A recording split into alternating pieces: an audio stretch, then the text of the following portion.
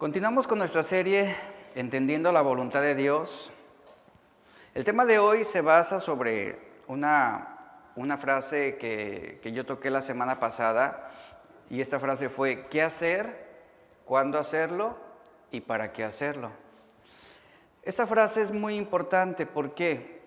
Porque nos enseña sobre la obediencia, que es el qué hacer, nos enseña sobre la sumisión, cuándo hacerlo, y nos habla sobre la importancia de la fe, para qué hacerlo. Todo aquel que es entendido en la voluntad de Dios debe responder con obediencia, con sumisión y con fe. Es decir, yo debo alinear mis deseos personales con los de Dios. Jesús, permítame un segundo, nada más. Jesús en su ministerio terrenal, su propósito era hacer entender cuál sería su mensaje y la importancia que tenía que los hombres obedecieran, se mostraran sumisos y ejercieran también la fe. Y en su ministerio terrenal, por ese motivo, Jesús dijo palabras como las siguientes: Juan 7:16, mi doctrina no es mía, sino de aquel que me envió. Otra ocasión, Jesús dijo: nada hago por mí mismo, sino que según me enseñó el Padre, eso hablo. Juan 8:28. Otra ocasión, Jesús dijo: las palabras que yo les hablo, no las hablo por mi propia cuenta, sino que el Padre que vive en mí, Él hace las obras. Esto en Juan 14:10. Y en varias ocasiones podemos ver cómo Jesús puso énfasis en la palabra escrita de Dios. Por ejemplo, el autor de Hebreos menciona: y aunque era hijo, a través del sufrimiento aprendió lo que es la obediencia. Jesús como hombre, de alguna manera misteriosa que no podemos entender completamente, Él dependía de la palabra de Dios y tenía presente la palabra de Dios tanto en su mente y en su corazón a través de cada situación en su vida, a través de cada circunstancia, de cada vivencia. Él meditaba en ella todo el tiempo, que fue lo que hablamos la semana pasada. Él tenía presente la palabra de Dios para cada decisión que él tomaba. Es por eso que en el desierto, cuando él fue tentado por Satanás, la meditación en la ley de Dios, la reflexión sobre la palabra de Dios le permitió ser determinante al decir: escrito está y escrito está 3 veces. Donde él resiste a Satanás, ¿a través de qué? De la palabra de Dios. Y Jesús es el ejemplo perfecto sobre el entendimiento de la voluntad de Dios. Y hoy vamos a ver este caso que se registra en Mateo 4, donde en el desierto Jesús mostró claramente su obediencia, su sumisión y su confianza en el Padre. Él supo qué hacer, cuándo hacerlo y para qué hacerlo. Mateo 4:1, vamos a leer. Solamente ahorita es el primer versículo. Mateo 4:1. Dice el texto: entonces Jesús, yo quiero que ponga y note y marque en su Biblia el énfasis, fue llevado ¿por quién? Es importante entender quién fue el que lo llevó. Fue llevado por el Espíritu, es decir, el Espíritu Santo, al desierto, lo cual significa que esto era un plan de Dios. Esto habla de que esto era bueno para él. Jesús fue llevado por el Espíritu al desierto para ser tentado por el diablo. Después del bautismo es que sucede este evento que estamos leyendo aquí en Mateo 4. Vemos cómo Jesús fue guiado por el Espíritu Santo al desierto para ser tentado por el diablo. Tomando la referencia de Lucas 4:1, nos dice que Jesús fue lleno del Espíritu Santo cuando fue llevado al desierto. ¿Qué es lo que le viene a su mente, por ejemplo, cuando piensa en ser lleno del Espíritu Santo? ¿Qué es lo que viene a tu mente? O sea, cuando pensamos en la llenura del Espíritu Santo o en la dirección del Espíritu Santo, lo primero que nuestra mente carnal interpreta es que seremos desviados de situaciones que nos pudieran traer algún mal. Cuando hablamos de la llenura o la guianza del Espíritu Santo, normalmente interpretamos de que las cosas van a ser de la manera como queremos, nos va a ir bien, vamos a prosperar, vamos a ser bendecidos. Es como si pensáramos que esa llenura es la que hará posible que dejemos de sufrir, o que no nos enfermemos, o que todo nos salga bien. Sin embargo, esa dirección del Espíritu Santo, ¿hacia dónde llevó a Cristo? Al desierto. Esa llenura del Espíritu Santo lo estaría haciendo competente para hacer frente ¿a qué? Al sufrimiento en el desierto. O sea, Jesús no iba a evitar el sufrimiento, o sea, el Espíritu Santo no lo llevó para que evadiera la aflicción o para que no sufriera, para que no la pasara más. Fue puesto en el desierto porque sería probado y esto le traería sufrimiento. Esto expondría también su propia debilidad. Y es importante la narrativa de esta historia en su inicio, porque vuelvo a hacer la pregunta y quiero que lo tenga presente. ¿Quién fue quien llevó a Jesús al desierto? El Espíritu. ¿Jesús acaso mostró resistencia? Él sabía lo que se le esperaba, él sabía lo que enfrentaría. ¿Jesús mostró resistencia a la voluntad del Padre? No. Porque había un entendimiento de cuál era la voluntad del Padre. Esa prueba principalmente estaba preparada para que Jesús fuera probado en su propia debilidad.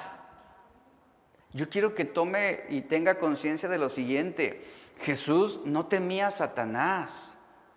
O sea, él no lo temía. La tentación no consistió en un enfrentamiento 1 a 1 contra el diablo. La principal tentación de Jesús en el desierto sería ceder a su vulnerabilidad física extrema, resultado por un hambre intensa tras ayunar 40 días. El versículo 2 dice: después de haber ayunado 40 días y 40 noches, póngase a pensar eso, 40 días y 40 noches. Él enfrentó esta prueba en su humanidad, siendo hombre. Ayunó 40 días y 40 noches, que dice la parte final del texto, y subraya esto: sintió hambre. Sintió hambre. En el castellano esta última frase suena muy suave. Sintió hambre. Pues voy y abro el refrigerador y agarro un plátano, una manzana, ¿no? Y lo calmo. No, pero en el original hay una implicación mucho más profunda. Satanás siempre, ponga atención a lo siguiente, Satanás siempre es oportuno para actuar en el momento preciso. Él detectó un punto de quiebre, era un momento crítico, una debilidad que llegó al límite. Usted puede ver aquí claramente por qué Satanás no se presentó ante Jesús en el día 10. ¿Por qué no en el día 12? ¿Por qué no en el día 20 de su ayuno? ¿Por qué hasta el día 40, cuando ya finalmente él está terminando su ayuno? Porque era el clímax de su fragilidad. Era el punto en el que Jesús estaba más débil. Él estaba débil. Y Satanás sabía que ese era su punto de quiebre. Ese era el momento crítico, esa era la oportunidad precisa para que Jesús negara la obediencia al Padre. Jesús había llegado a un punto límite en su humanidad, hablando sobre el hambre que sentía. Y esa fragilidad humana fue lo que aprovechó Satanás para tentarlo. ¿Por qué? Porque el propósito era buscar quebrantar su obediencia en el momento de mayor agotamiento físico. Ahora, Jesús fue puesto en el desierto, un lugar con las condiciones para llevar al límite su resistencia física. En esa debilidad acompañada de soledad, Jesús poseía un entendimiento de la voluntad de Dios y debía responder adecuadamente. ¿Qué aprendemos de esto? Que Satanás atacaría frontalmente las debilidades naturales de Jesús. Y esto mismo sucede contra nosotros. Satanás va a atacar de manera frontal tus debilidades naturales, que es algo que todos tenemos y que experimentamos todos los días. La malicia del enemigo estaba en debilitar sus facultades naturales. ¿A través de qué? A través de argumentos engañosos. Y aquí surge algo muy interesante. El texto señala que Jesús, dice el texto en nuestra traducción, sintió hambre. Pero en el original, el texto señala que Jesús experimentó un grado de inanición. Eso es muy diferente. ¿A qué se refiere la inanición? Esto es una debilidad extrema debido a la carencia o la falta de alimento. No es nada más como que un hormigueo en el estómago, siento hambre. No, ahora recuerde, Jesús estaba en el desierto. Él no tenía alimento a su alcance en ese momento. No es como que hubiera un Oxxo en la esquina. O sea, era un panorama totalmente complicado. Y él estaba experimentando una inanición. Cuando una persona experimenta un hambre excesiva, ¿qué sucede? Dígamelo usted mismo. ¿Qué pasa cuando tiene mucha hambre? Algunos acostumbran venir a la iglesia sin desayunar. Y cuando termina el servicio, se les nota el buen humor. O sea, inmediatamente el rostro cambia. Yo he visto cómo algunos, me ha tocado verlo personalmente, por hambre, pierden el testimonio, se vuelven antipáticos, groseros, te contestan ásperamente, los saludas y te evitan. O sea, lo he visto. Y todo debido a que están experimentando un hambre. ¿Quién no le ha pasado eso aquí? Y algunos son bien especiales cuando no comen. Mire, el sentido de esto es bien importante, porque cuando una persona experimenta un hambre excesiva, ¿qué sucede? Hay una reacción biológica y fisiológica y mental. Cuando hay un hambre excesiva, nuestra capacidad cognitiva se ve afectada. Yo tengo mucha hambre y tengo dificultad para pensar con claridad. O sea, se me complica la concentración. O sea, no solo el tener un hambre excesiva no solo es experimentar contracciones en el estómago, sino que también afecta nuestro sentido crítico, nuestra atención, nuestra capacidad de recordar. Puede provocar fatiga, irritabilidad, dolor de cabeza, mareos, mal humor, enojo, ansiedad, desesperación. O sea, son las secuelas de una situación en la que yo tengo un hambre extrema. Ahora, el caso de Jesús, que estaba experimentando, él estaba en un punto de fragilidad totalmente. Él estaba en un punto de cansancio. Él estaba en un punto donde su pensamiento seguramente no era claro, hablando en su humanidad. Yo reitero esto. O sea, de alguna manera no la estaba pasando tan bien como esperaríamos. Y Satanás sabía perfectamente que ese era su punto de quiebre. Ese era el punto de debilidad que él necesitaba para inducir a Jesús a que hiciera algo inconveniente, a que desobedeciera al Padre. Y cuando hay un hambre excesiva, es un momento en el que también perdemos la objetividad. O sea, el actuar, podemos actuar con facilidad sin pensar las consecuencias. Decimos, sí, está bien, pero ya déjame en paz, ¿no? Yo quiero comer. O sea, no pensamos las decisiones, no pensamos las consecuencias, y ese es el resultado. Y actuamos, fíjate, cuando hay esa fragilidad humana, esa debilidad debido al exceso de hambre, actuamos sobre una norma relativa que responde con una ética variable. Es decir, para mí lo más importante es comer, no pensar en las decisiones que tengo que tomar ahorita. Para mí lo más importante es atender esta necesidad urgente. Y ese era el estado en el que Jesús se encontraba. Y el peligro es, y Satanás lo sabía, que Jesús era vulnerable y que podía responder con una ética variable, es decir, una ética subjetiva. El tener un hambre excesiva es un estado vulnerable, propicio, que entorpece la capacidad para tomar decisiones, para reflexionar sobre las consecuencias de lo que vamos a hacer. No lo pensamos. Hay un caso muy peculiar en la Biblia que justamente fue un caso también al igual que Jesús. Dice la Biblia que Jesús tuvo un exceso de hambre, estaba fatigado por el hambre. Y en la Biblia también encontramos el caso de Esaú. La historia la conocen, Esaú, Génesis 25. ¿Qué sucedió con Esaú? También le dio hambre, ¿recuerdan? Ahí está un paralelo. Jesús experimentó un hambre profunda. Esaú, por tener hambre extrema, fíjense, ¿qué sucedió? Estaba en un estado vulnerable, por el hambre extrema entorpeció su capacidad para reflexionar sobre las consecuencias de una futura decisión, y en esa hambre extrema a Esaú no le importó vender su primogenitura a su hermano Jacob a cambio de un plato de lentejas. Ahí está confirmado lo que le estoy diciendo. Él tomó su decisión. ¿A él qué le importaba ahorita en ese momento? ¿Qué le importaba satisfacer? Su hambre. Yo necesito alimento. Y esta acción simboliza el desprecio que Esaú tuvo por un legado espiritual, por satisfacer su hambre. Y él lo perdió todo. Vea cómo un plato de lentejas trajo muchos males sobre su vida y sobre sus generaciones.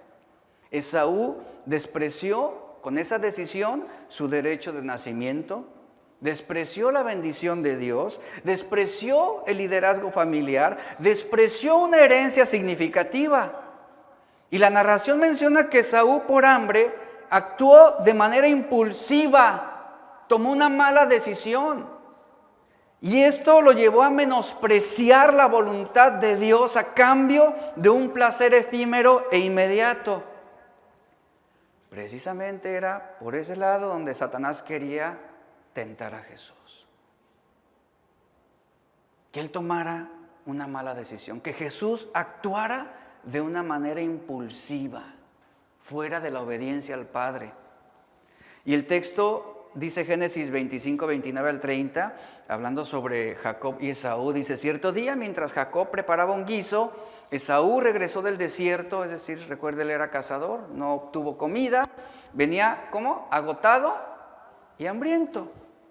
Dice esta versión, Esaú le dijo a Jacob, vea la expresión que dice, en signos de admiración, mire, me muero de hambre. Dame un poco de ese guiso rojo. Esto marca la desesperación con la que él estaba. Y así es como Esaú, dice, obtuvo su otro nombre, que es Edom, que significa rojo.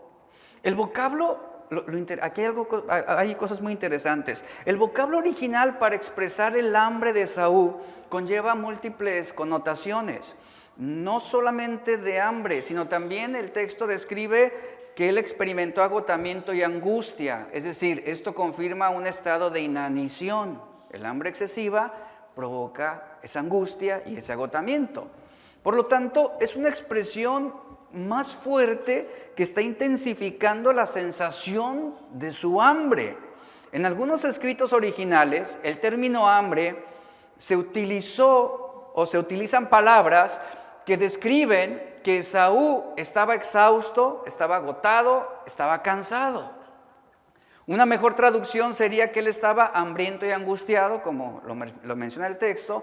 Hay otra traducción antigua que describe a Esaú hambriento, cansado y con mucho dolor. Juan Crisóstomo, él interpreta este pasaje de la siguiente manera. Esaú sufrió hambre intensa y se debilitó espiritualmente ante esa sopa de lentejas. ¿Nota cómo hay una connotación mucho más profunda de simplemente satisfacer ese malestar estomacal? Cuando Jacob puso como condición, ok, te doy el plato de lentejas.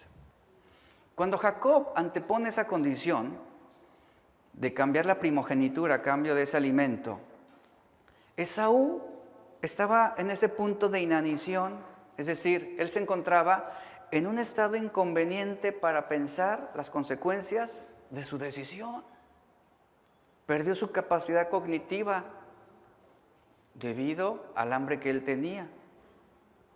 Esta historia habla más de un problema de satisfacer una necesidad natural. Esaú no perdió su bendición por hambre, sino por su impaciencia. Y la impaciencia es uno de los peores males que nos ha hecho tomar malas decisiones. La impaciencia es lo que nos ha llevado a desobedecer a Dios. La impaciencia es lo que nos ha hecho tomar decisiones fuera de la voluntad de Dios, como el caso de Abraham y Sarai. Dios les había dado una promesa, Dios cumpliría su palabra, pero la impaciencia que los llevó, ahí está Agar, la sierva.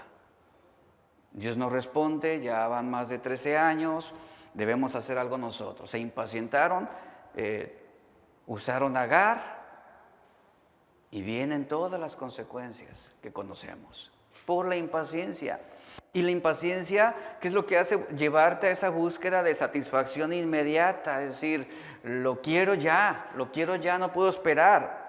Un ejemplo de esto es el pueblo de Israel, Números 21, 4 y 5 dice, y el pueblo se impacientó en el camino cuando salieron de Egipto. Usa la palabra, se impacientó en el camino.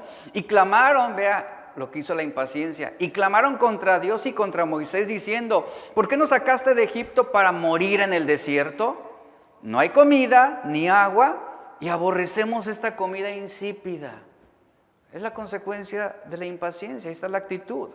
Y uno de los males del ser humano es la inclinación a buscar el placer inmediato, ignorando las consecuencias a largo plazo, como fue el caso de Esaú.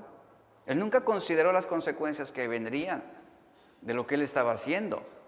Y esto representa un mal espiritual, donde el deseo por el placer inmediato prevalece sobre la obediencia a Dios o sobre el hacer su voluntad. El problema de Esaú no fue tener hambre, sino que no le importó renunciar a lo eterno.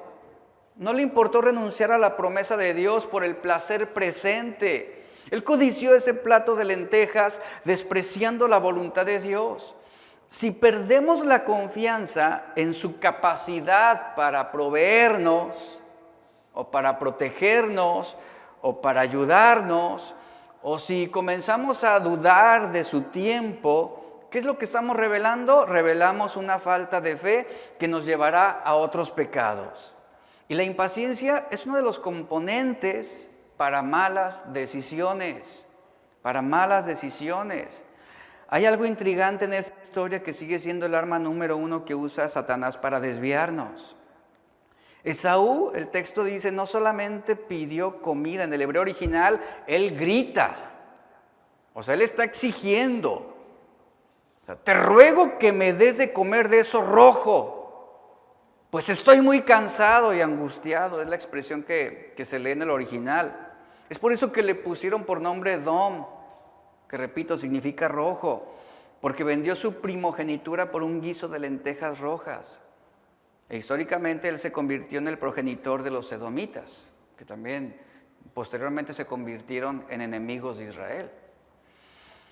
Esaú, él no estaba evaluando el valor nutricional, él no estaba evaluando su futuro, él no estaba pensando correctamente sobre las consecuencias a futuro de la decisión que él estaba tomando.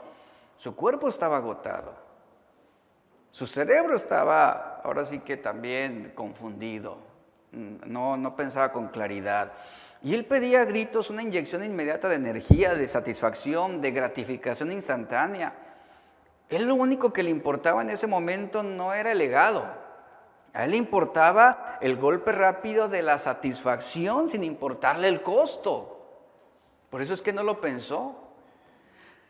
Cualquiera que haya decidido hacer un cambio radical en su dieta, o algunos aquí yo creo que ya han intentado hacer un cambio radical en su dieta, ya sea para bajar de peso o para cuidar su salud, sí o no, al principio uno no experimenta agonía. Sufres, y más cuando vas con el nutriólogo y de todo lo que te encanta y te gusta, el nutriólogo te dice no. ¿Y un poquito de esto? No. ¿Un traguito de refresco? No. Y quien implementa un cambio de dieta, un cambio de alimentación o una dieta, entiende perfectamente esa agonía a la que Saúl se refiere. ¿Por qué? Porque cuando tú decides renunciar a lo que te gusta, en este caso, cuando decides renunciar al refresco, dejar las harinas procesadas, eliminar el azúcar, olvidarte de esos taquitos bañados en la grasa y en el aceite, o sea, la reacción, tu cuerpo entra en pánico, entra en un sentido de emergencia. Y quienes lo han hecho, el primer día, ¿cómo es? Terrible. O la primera semana. O sea, es terrible. ¿Por qué? No te puedes concentrar, estás cansado, tu cuerpo te está exigiendo un golpe rápido de azúcar, de carbohidratos, te duele la cabeza, estás de mal humor, no estás contento, estás dispuesto, fíjate, llega un momento en tu desesperación que estarías dispuesto a tirar meses de disciplina en una dieta a la basura por un vaso de refresco frío y burbujeante. ¿A poco no? Uno no es nada, ¿verdad? No pasa nada, decimos, no pasa nada. Mira, espiritualmente Satanás hace exactamente lo mismo. ¿Tú quieres implementar un cambio de hábitos espirituales? ¿Tú quieres comenzar a establecer normas en tu vida que sean aplicadas a la verdad de Dios? Y entras en una lucha, o sea, no es fácil. Y es donde el enemigo te ve cansado de hacer las cosas bien. Te ve frustrado de trabajar duro en un ministerio. Te ve agotado por tu negocio. Te ve desgastado por tu familia y comienza a ver tus necesidades. Y algo bien importante sobre la astucia de Satanás es que Satanás sabe que Dios no te dará lo que tanto quieres de manera inmediata. Él lo sabe. Él sabe que si tú le pides en este momento dinero a Dios, ¿qué crees? Dios no te lo va a dar. Él sabe que si tú le dices, Señor, yo quiero disfrutar mi vida y darme placeres, Dios no te lo va a permitir. Él sabe perfectamente esto. Lo sabe. Y sabe que Dios no te lo va a dar de manera inmediata, que Él no te va a complacer en todos tus deseos y caprichos. Y que Dios no te dará nada que solo te dé un placer inmediato para mantenerte contento. Satanás sabe que no lo va a hacer. ¿Por qué? Porque los tiempos de Dios se basan en procesos. Son procesos. Aquí es donde Satanás toma ventaja. Y él te dice, no necesitas pasar por un proceso. Simplemente come del guiso rojo. Ahí está el plato de lentejas. Satisfácete. Esto es ahora. Y nubla tu entendimiento sobre las consecuencias de una decisión futura. ¿Y qué haces? Pues lo merezco. Por eso es importante vigilar nuestras emociones. Vigilar nuestra hambre también, aquello que nos induce a buscar cómo satisfacer nuestros deseos. ¿Por qué? Porque los estados de ánimo, escuchen lo siguiente, los estados de ánimo no surgen de la nada. Hubo algo que lo detonó. Cuando estamos enojados, cuando estamos desanimados, deprimidos, ansiosos, impacientes, temerosos o irritables, es muy probable que sea porque estamos creyendo un argumento engañoso del enemigo y nos estamos sintiendo frustrados. ¿Por qué? Porque no obtenemos lo que quisiéramos que Dios nos diera. O porque simplemente Dios no ha dado respuesta a una oración que lleva años. Y es donde el enemigo encuentra ese punto de quiebre, esa vulnerabilidad en ti, donde ya estás con hambre, estás cansado, estás angustiado. Y viene el enemigo y empieza a sembrar argumentos engañosos. ¿Para qué esperas a casarte si puedes encontrar placer con muchas mujeres? ¿Para qué? ¿Necesitas dinero? Y ahí está la astucia de Satanás. Dios no te lo va a dar. Pero un negocio turbio, un negocio sucio, basta y lo vas a obtener. Una mentira, ¿quién se va a enterar? Pero te va a dar la gratificación que necesitas ahora para salir de ese problema. Y ahí está el plato de lentejas. El esqueleto de las malas decisiones se basa en lo siguiente: si brinda placer, hazlo. ¿Para qué esperar? ¿Para qué esperar? Y el enemigo te va a atacar con argumentos. Satisface tu impulso hoy, no esperes para mañana. Pero si tú tienes un entendimiento de la voluntad de Dios, tú te plantarás y no venderás tu primogenitura. Ahora debes tener la disciplina de soportar el hambre temporal. ¿Qué implica esto? Rechazar el azúcar y el pan del pecado, que solamente te satisfacen por 5 minutos, pero no te nutren.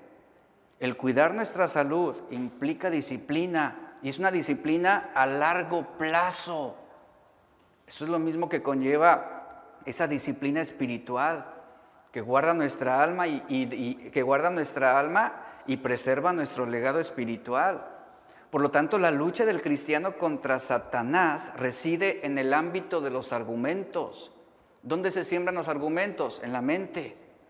Ahí está la lucha nuestra contra el cristiano. Eso es lo que define una verdadera guerra espiritual. Y vamos a ver lo que dice Mateo 4, versículo 3 en la primera tentación. Jesús tuvo hambre, recordemos, tomemos el contexto, Él está en un punto vulnerable, su carne está débil. Y en ese momento, qué oportuno es Satanás, ¿verdad? En ese momento se acerca el tentador, dice el texto, y le dice, y vean la insinuación: si tú eres el Hijo de Dios, si eres el Hijo de Dios, di que estas piedras se conviertan en pan. No olvidemos lo que está antecediendo. O sea, Jesús experimentó un hambre extrema. Se encontraba en un estado de inanición, de una debilidad física. Él estaba enfrentando ese ayuno como un hombre. Y ahí viene la tentación. Algo importante sobre esto es lo que dice Pablo en 2 Corintios 10, versículo 3 al 5. Aunque andamos en la carne, dice, no militamos según la carne, porque las armas de nuestra milicia no son carnales, sino poderosas en Dios para la destrucción de fortalezas. ¿A qué tipo de fortalezas se refiere? A las fortalezas que se edifican en la mente. No habla de irle a dar la vuelta a la ciudad para esperar que las fortalezas que la mantienen amurallada caigan, no. Habla de fortalezas en la mente. Y Pablo dice, derribando argumentos y toda altivez que se levanta contra el conocimiento de Dios. Es decir, que resiste el entendimiento de la voluntad de Dios. Y la segunda respuesta que debemos dar es llevar cautivo todo pensamiento a la obediencia a Cristo. El apóstol Pablo es muy atinado en este texto sobre los ataques del enemigo. Los ataques del enemigo no vienen en forma de bombas, de explosivos o armas nucleares, no. Él ataca principalmente a través de la mente, y esto lo vimos en el Edén, ya es una enseñanza que di anteriormente. El campo de batalla del enemigo contra el cristiano, ¿dónde reside? En la mente. Él siembra un mal pensamiento y esto va a inducir tu voluntad para que tú desobedezcas a Dios. Eso fue lo que sucedió con Adán y Eva. Él no los forzó a desobedecer a Dios. Simplemente sembró un argumento falso y mentiroso y engañoso. Fue suficiente. Quienes tomaron la decisión de desobedecer a Dios fueron Adán y Eva. Ahí está la astucia del enemigo. Entonces, él ataca principalmente a través de la mente utilizando argumentos engañosos y mentiras preparadas para desviar nuestra atención de la voluntad de Dios. Esos argumentos son tácticos. Pablo los describe como fortalezas mentales, es decir, argumentos que suenan correctos, parecen lógicos, pero que buscan desviar nuestra atención de lo que importa espiritualmente. Ahí está el argumento que Satanás intentaba sembrar en la mente de Jesús. A ver, si eres el Hijo de Dios, fíjate el argumento, si eres el Hijo de Dios, es decir, si tú das credibilidad que vienes de Dios, bueno, Jesús, tienes hambre, ¿por qué esperarte? ¿Por qué esperar satisfacer una necesidad legítima? Tienes hambre. Eres el Hijo de Dios, entonces simplemente Digo, si tú con el poder de tu palabra creaste los cielos y la tierra, no creo que sea tan complicado simplemente decirle a estas piedras que se conviertan en pan. Ahí está ese argumento engañoso. ¿Qué intención tenía? Buscar desviar la atención de Jesús de lo que importaba realmente, hablando espiritualmente. Y esos argumentos engañosos, al ser fortalezas, como lo describe Pablo, él está haciendo referencia a ciudades amuralladas, que era lo que se usaban en los tiempos antiguos, los tiempos bíblicos. Eran ciudades amuralladas, eran refugios estratégicos construidos con un propósito: resistir ataques. Eran ciudades con estructura de defensa. Ahora, el uso que Pablo le está dando a la palabra en su contexto negativo es así: que nuestra mente, al ser dominada o gobernada por argumentos falsos, mentirosos, engañosos, es una mente amurallada sobre la mentira. Es una mente amurallada, construida con opiniones, con consejos, ideologías, pensamientos arraigados que muestran resistencia a la verdad de Dios. Esas fortalezas rodean la mente del hombre. ¿Y qué es lo que están conteniendo? ¿Qué es lo que están resistiendo? La verdad de Dios. Es un rechazo directo hacia la voluntad de Dios. Ahora, ¿qué son los argumentos? La palabra griega que corresponde al término argumento se puede traducir como imaginación o pensamiento. Está vinculado a estos dos elementos, imaginación o pensamiento. Muchas veces somos asediados con imaginaciones engañosas. O sea, los hombres son insensatos, piensan que son sus propias ideas, cuando en realidad son fortalezas que están impidiendo que la mente se someta a Cristo. Muchas veces Satanás siembra cierta idea en nuestra mente, como sucedió en el Edén, como sucedió con Caín, como estaba queriendo suceder con Jesús. Él estaba sembrando ideas en sus mentes. Ahora, si creemos que ese pensamiento procede de nosotros mismos, vamos a caer en una trampa. ¿Por qué? Porque es algo que Él está sembrando en nosotros.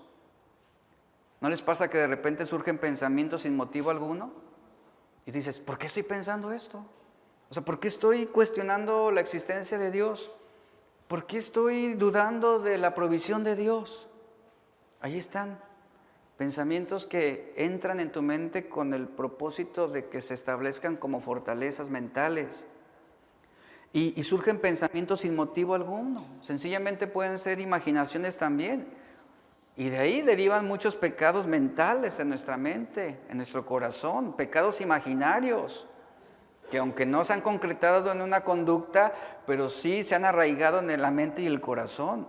Y que es lo que finalmente va a definir nuestra decisión o nuestra voluntad sobre cómo proceder. Y Satanás pone un pensamiento en nuestra mente, un pensamiento hasta absurdo. Y a veces nosotros ni cuenta nos damos del impacto que esto puede tener. O sea, el razonamiento hacia Jesús era muy lógico, era coherente. Bueno, si eres el Hijo de Dios, hazlo, aliméntate. O sea, fíjese, yo no te estoy dando el alimento, le dice Satanás, simplemente tú mismo convierte las piedras en pan. Y satisfácete, complácete, lo mereces, te lo has ganado, eres el Hijo de Dios. Y es ahí donde muchos, con esa idea en su mente, en su imaginación, muchos la aceptan. ¿Y qué dicen? Sí, es cierto, lo merezco. He trabajado mucho y accedemos a ese argumento falso. Casi la gran mayoría de las tentaciones de Satanás, ¿dónde empiezan? Por la mente. A veces el problema con los hombres no es la falda corta o el pantalón ajustado, es el ojo lascivo. El ojo codicioso de placer. Todo empieza en nuestra mente. Y esa es la razón por la cual El enemigo nos engaña sutilmente, poniendo pensamientos en nuestra mente, a veces sin que lo advirtamos.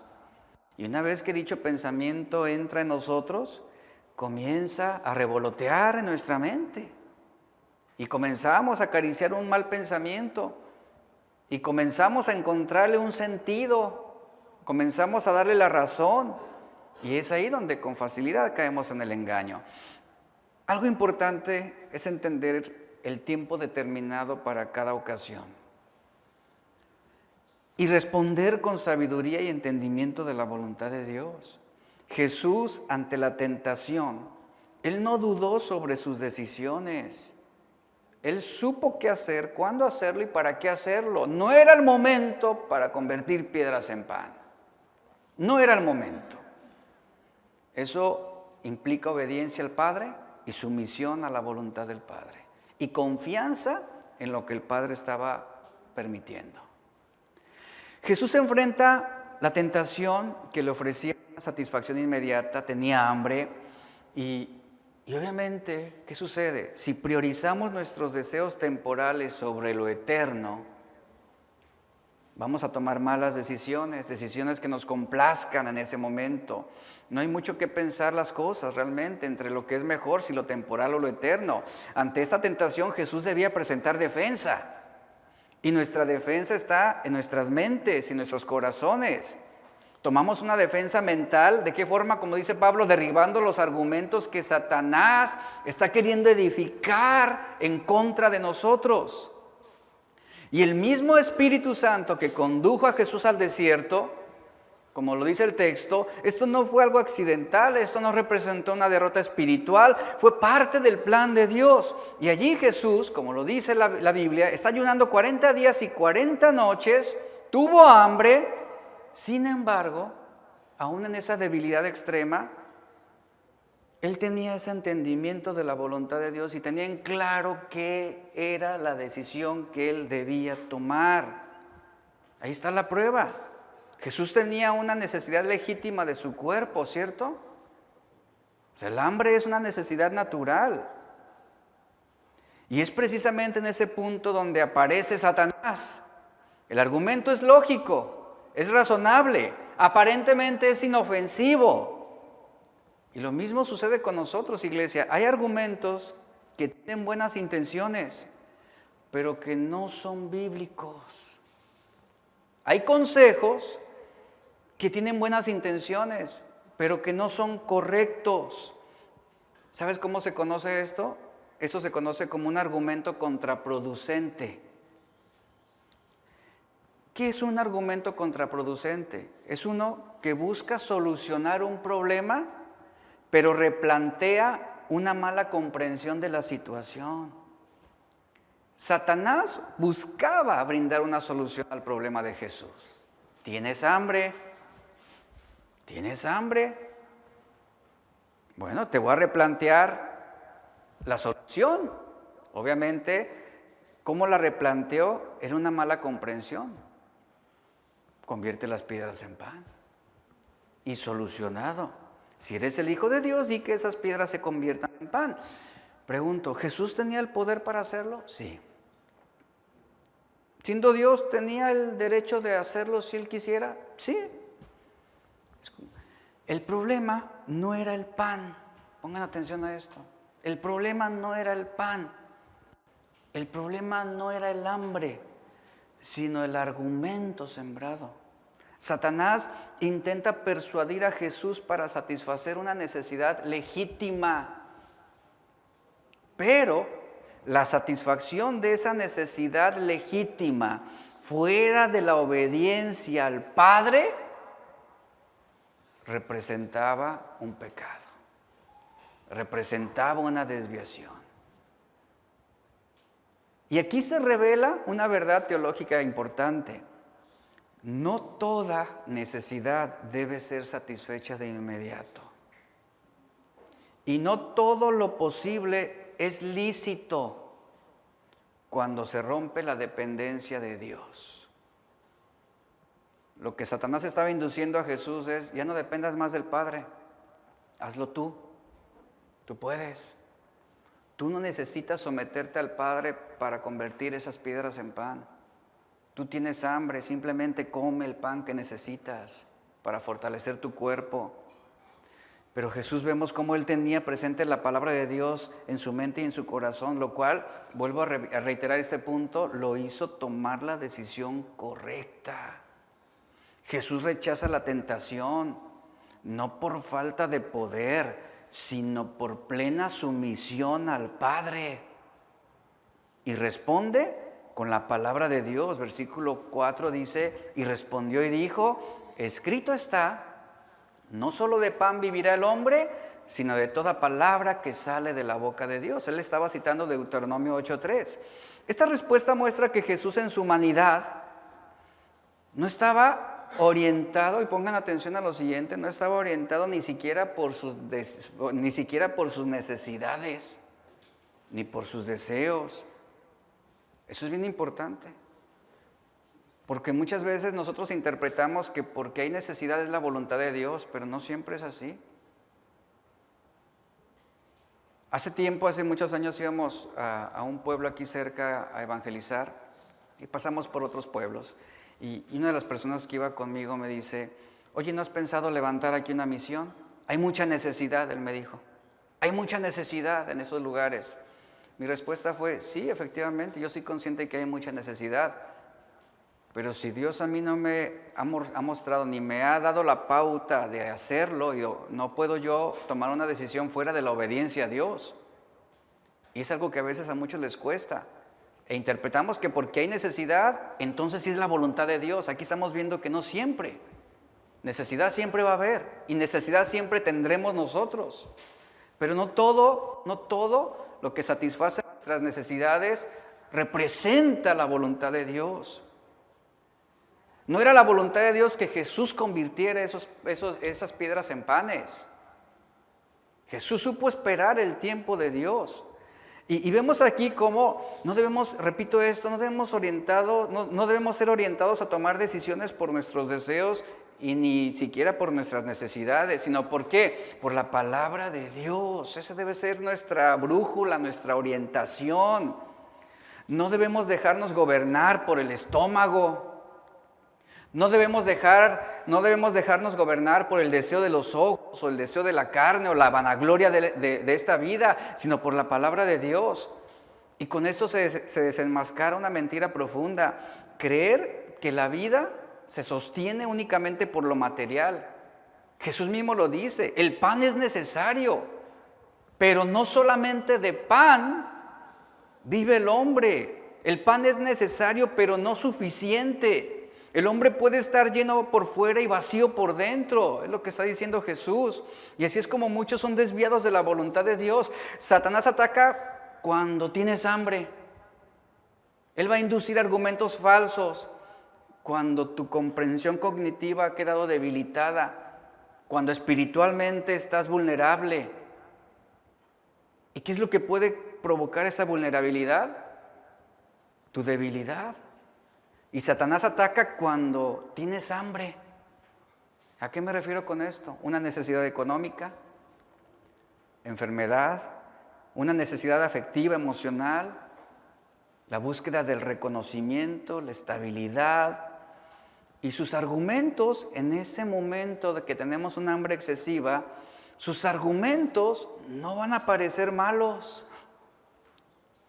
Hasta vamos a pensar que realmente se está interesando en nuestro bienestar. Pero cuando tomamos una decisión fuera del tiempo y la voluntad de Dios, pregúntale a Esaú si no fue malo. Pregúntale a Esaú cuáles fueron las consecuencias de actuar fuera del tiempo y la voluntad de Dios. Y todo por impaciencia y todo por querer satisfacer su necesidad en ese momento sin medir el costo que implicaría. Muchos de nuestros fracasos espirituales no comienzan con una rebelión abierta o deliberada, sino con la impaciencia. Resistir la tentación no es solo decir no, sino saber a quién vamos a obedecer. Y esa tentación tenía como propósito la gratificación inmediata, poniendo a prueba el dominio propio de Jesús. ¿Cuántas veces nuestra prioridad es la gratificación personal y no la adoración a Dios?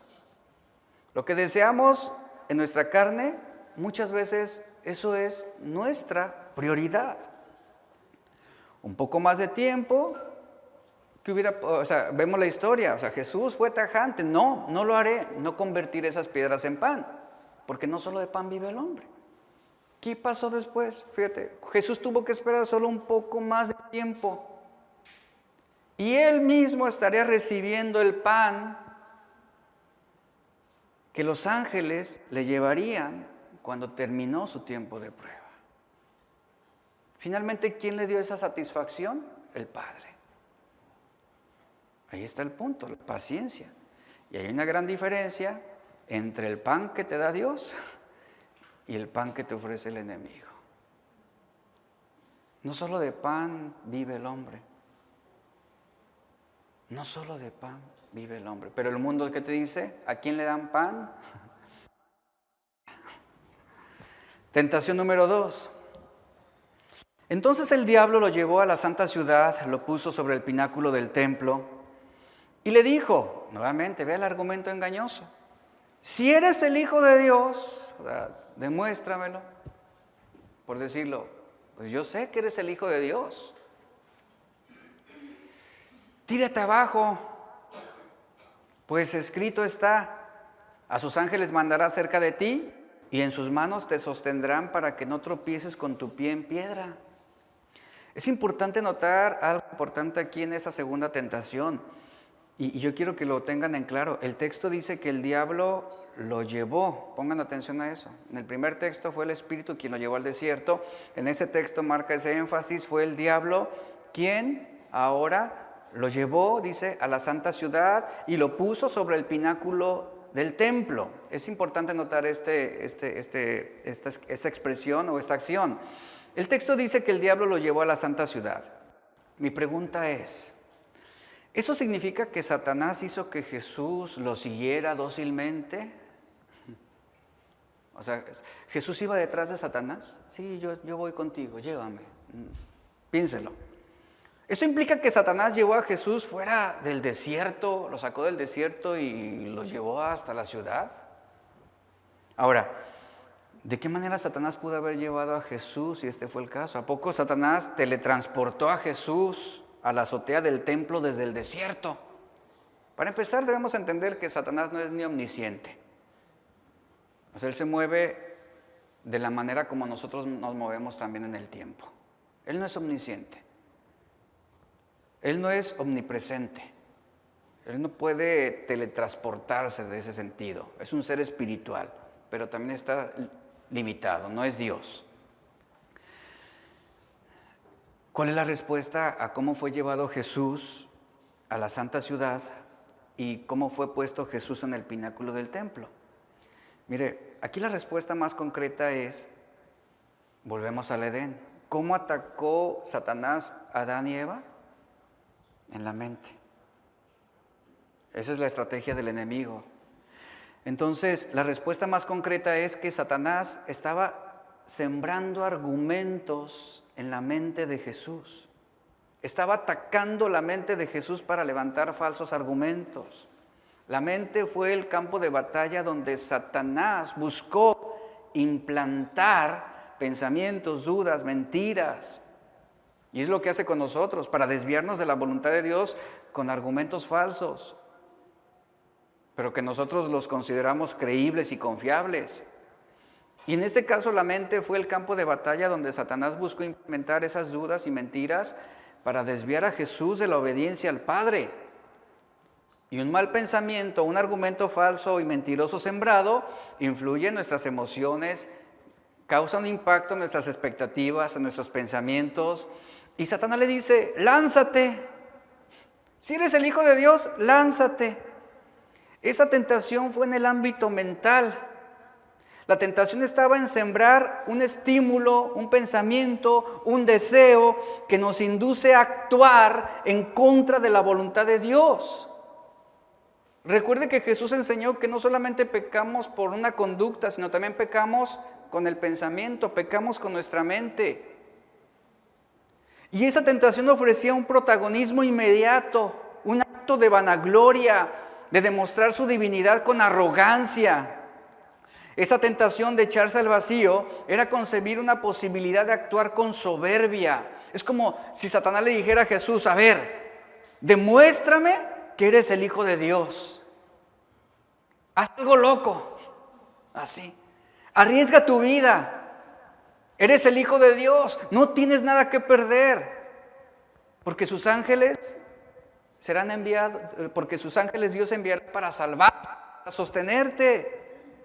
Ahora notemos cómo Satanás usó la palabra de Dios para inducir sus malévolos planes cuando, ¿cómo le dijo a Jesús? Bueno, a ver, escrito está, dice. Escrito está, si eres el Hijo de Dios, tírate abajo, pues escrito está. A sus ángeles enviará. Vea cómo cita la palabra de Dios. Usa la palabra de Dios para inducir sus malévolos planes e inducir una decisión en Jesús cuando Él le está diciendo: escrito está. De la misma manera, iglesia, muchos son desviados de la voluntad de Dios por una mala interpretación y una mala aplicación de la palabra de Dios. Satanás citó la Biblia haciendo del texto una promesa incumplida por la negligencia de Cristo si no se lanzaba. ¿Nota la astucia del enemigo? Y a veces pensamos que estamos bien. A veces, fíjate, hay argumentos ya engañosos en nuestra mente que creemos que Dios está respaldando nuestros planes y que podemos hacer cualquier cosa y que podemos vivir de la manera que sea y que podemos arriesgar nuestra integridad y que podemos vivir neciamente y que podemos lanzarnos al vacío de la inmoralidad convencidos de que Dios está con nosotros y que de alguna manera Él nos va a salvar y tiene la obligación de perdonarnos y tiene la obligación de llevarnos al cielo. Como una ocasión un hombre me dijo: mira, yo soy tan confiado en mi salvación y sé que mi salvación no se pierde, que si en este momento yo quiero ir y engañar a mi esposa con otra mujer, Dios tiene la obligación de perdonarme. Y te citan la palabra de Dios. ¿Cómo se le llama eso? Pecado de soberbia.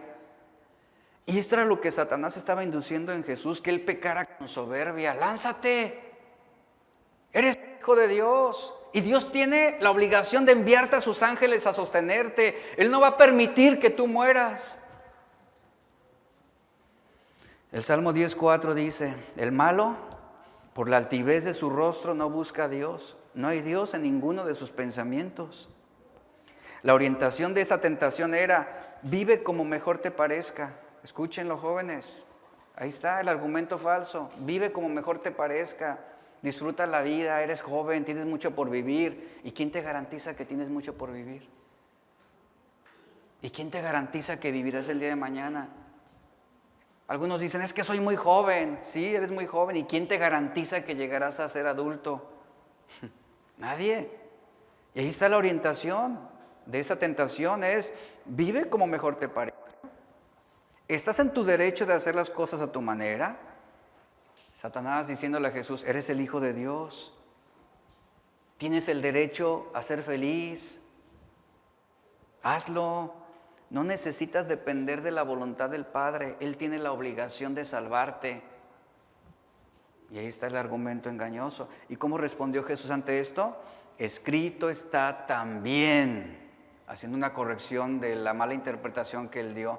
Escrito está también: no tentarás al Señor tu Dios. Jesús tenía presente en su mente y en su corazón la palabra de Dios en esa segunda tentación. Él supo cómo responder ante cada prueba con el entendimiento de la voluntad de Dios. Cuando tu mente ha sido transformada y piensas bíblicamente, cuando llegue la hora de tomar decisiones importantes, tú podrás ser sabio y usar bien tu capacidad cognitiva y espiritual para discernir y tomar buenas decisiones. No solamente pensarás en satisfacer una necesidad inmediata, sino tú dirás: yo no voy a tomar esta decisión fuera de la obediencia a Dios. No lo voy a hacer, no lo voy a hacer. Proverbios 4, 5 al 6 dice, adquiere sabiduría, adquiere inteligencia, no te olvides de ella ni te apartes de las razones de mi boca. No la abandones y ella te guardará. Ámala y te protegerá. Tentación número 3. Otra vez dice, lo llevó el diablo a un monte muy alto, le mostró todos los reinos del mundo y la gloria de ellos y le dijo, todo esto te daré si postrado me adoras. En esta tentación, Satanás vuelve a querer poner argumentos engañosos en la mente de Jesús. Ahora, él busca desestabilizar su confianza en el plan de Dios. En esta tentación le ofrece la oportunidad, y era una tentación muy conveniente. Le ofrece la oportunidad de evitar el sufrimiento, el rechazo y la cruz. ¿Quién quiere sufrir? Si te dan la opción a ser feliz y sufrir, ¿qué vas a elegir tú? Yo quiero ser feliz. Si te da la opción de ser rico o pobre, inmediatamente vas a decir, yo quiero ser rico. O sea, ¿quién quiere sufrir? ¿Quién quiere enfrentarse al menosprecio, al rechazo? Y ahí está la oportunidad que le ofrecía a Satanás. Si tú te postras y me adoras, yo haré que tú evites el sufrimiento, el rechazo y la cruz. Si tú te postras y me adoras, yo te daré la aprobación de los hombres. Te haré que tú obtengas la gloria de ellos. Haré que los hombres te sirvan. No tienes que sufrir, es lo que le está diciendo el enemigo a Jesús. Mira, no tienes que sufrir argumentos falsos, engañosos, mentirosos. No tienes que sufrir. Obtendrás la gloria de los hombres si me adoras. Ponga atención, Satanás estaba garantizando la gloria de los hombres, los reinos de este mundo.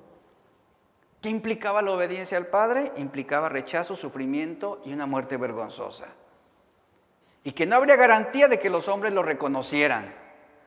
Eso implicaba la obediencia al Padre. Satanás le estaba garantizando obtener una gloria terrenal, porque finalmente él es quien controla las mentes de los hombres con argumentos falsos y engañosos. Los tiene cautivos con sus argumentos y él es el príncipe de este siglo. Y ahí está, note claramente cómo lo que mencionamos ahorita, ahí está ese argumento engañoso. ¿Por qué morir en una cruz sin obtener gloria? Cuando tú puedes vivir y obtener reinos, poder y la gloria de los hombres. Eso suena tentador. Ahí está el argumento contraproducente. Busca darte una solución, pero te plantea malas cosas. Entonces Jesús le dijo, versículo 10, vete, Satanás, porque escrito está, al Señor tu Dios adorarás y a Él solo servirás. Nuevamente Jesús, ¿cómo responde? Con un entendimiento de la voluntad de Dios y con la palabra de Dios. El versículo 11 dice, el diablo entonces lo dejó y vinieron ángeles, ¿y qué hacían? Lo servían. Note algo importante. ¿Cómo fue vencido Satanás? Quiero nada más agregar esto breve. ¿Cómo fue vencido Satanás? Con el poder de la palabra de Dios. Jesús supo qué hacer, cómo hacerlo y para qué hacerlo. Santiago 4, 6, 7 dice, Dios resiste a los soberbios y da gracia a los humildes. Versículo 7, someteos pues a Dios, resistid al diablo y huirá de vosotros. ¿Cómo huye el diablo? Resistiéndolo. ¿Cómo lo resistes? Llenando. Yo no vi a Jesús untando el desierto con aceite ungido para que el diablo no se apareciera. Ni tampoco lo vi gritándole y te reprendo por la sangre de no sé quién. ¿Cómo resistió Jesús a Satanás? Con la palabra de Dios. Esto es suficiente. La palabra de Dios. Resiste al diablo, él huirá de ti. Jesús se sometió al Padre. Escuchen, no buscó su propia voluntad. ¿Cómo resistió al diablo? Con la palabra de Dios. Escrito está. La frase resistir que usa Santiago significa soportar, luchar, oponerse de alguna manera. La resistencia puede ser una maniobra defensiva por nuestra parte. ¿Cómo lo hacemos? Con la palabra de Dios. Debemos usar la única arma ofensiva que tenemos, que es la espada del Espíritu. Ahí está la palabra de Dios. Usar la palabra de Dios para destruir los argumentos engañosos que atacan nuestra mente es algo que debemos tener la disciplina. Entra un mal pensamiento, ¿qué haces? Tú llenas tu mente con un pensamiento de la palabra de Dios. Lo que hablamos la semana pasada, reflexionas en ella, meditas en ella, la tienes presente todo el tiempo. Y termino con lo siguiente: el entendimiento de la voluntad de Dios hará fáciles las decisiones difíciles. Tú vas a mostrar obediencia, qué hacer, sumisión, cuándo hacerlo, y fe, el para qué hacerlo. Esa es la responsabilidad que tenemos. El entendimiento de la voluntad de Dios nos va a llevar a esto mismo, no dejarnos llevar simplemente por argumentos engañosos o por lo que nosotros creemos que es lo conveniente, sino con lo que es la voluntad del Padre, lo que es la voluntad de Dios. Y es ahí donde se te va a facilitar qué hacer, cuándo hacerlo y para qué hacerlo. Pónganse de pie, por favor. Vamos a terminar este momento adorando a Dios. Señor, te damos gracias. Gracias por tu palabra en esta mañana. Gracias por lo que hablas a nuestros corazones, por lo que nos invitas hoy a hacer. Y queremos nosotros obedecerte. Un paso más para desarrollar ese entendimiento de tu voluntad, Señor. Queremos ser sensibles a tu palabra, entendidos en tu perfecta voluntad, Señor. Y hoy disponemos nuestros corazones para que tú sigas hablándonos. Y tomamos el compromiso de nosotros obedecerte, de reflexionar y meditar tu palabra, tenerla presente en cada tiempo en nuestra vida. Si nuestros corazones están endurecidos hoy a tu palabra, Señor, pedimos que tú intervengas, que hagas algo que nos conmocione, trastórnanos con tu Espíritu Santo. Y si es necesario que seamos llevados al desierto para ser probados y para que nuestro corazón pueda ser sensible a tu voluntad, no dudaremos en que tú lo hagas, Señor, porque te amamos.